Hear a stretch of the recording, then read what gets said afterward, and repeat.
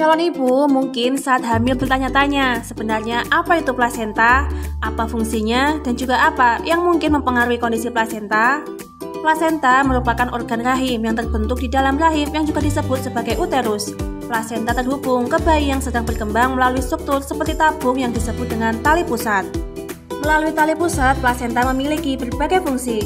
Pertama, untuk menyalurkan oksigen, nutrisi, dan juga antibodi dari darah mom ke bayi. Kedua, membantu mencegah zat berbahaya seperti virus dan toksin atau racun. Terakhir, sebagai membuang kotoran dari darah bayi. Lantas, apa saja faktor yang dapat mempengaruhi kesehatan plasenta?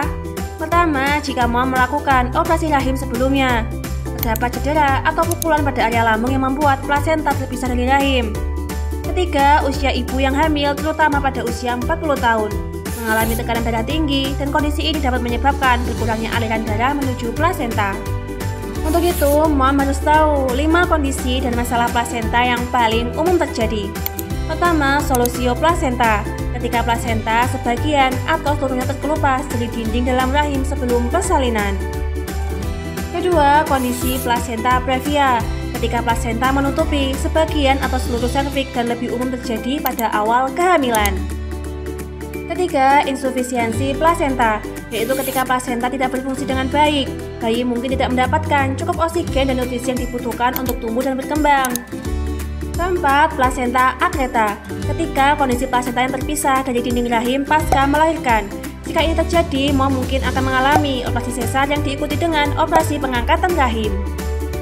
Terakhir, retained placenta, ketika plasenta tidak keluar dalam waktu 30 menit setelah melahirkan. Kondisi ini juga disebut sebagai plasenta yang tertahan. Jadi, setelah mom mengetahui kondisi yang terjadi, mom juga harus aware apa saja gejala jika terjadi pada masalah plasenta. Pertama, mom mungkin merasakan pendarahan yang hebat pada vagina, nyeri pada daerah perut disebut juga abdomen. Kedua, sering mengalami sakit punggung, pengencangan di rahim, atau kontraksi rahim yang terasa sakit. Jadi, bagaimana calon ibu sudah mengerti bukan bahwa sebagian besar masalah yang berhubungan dengan plasenta tidak dapat dicegah secara langsung.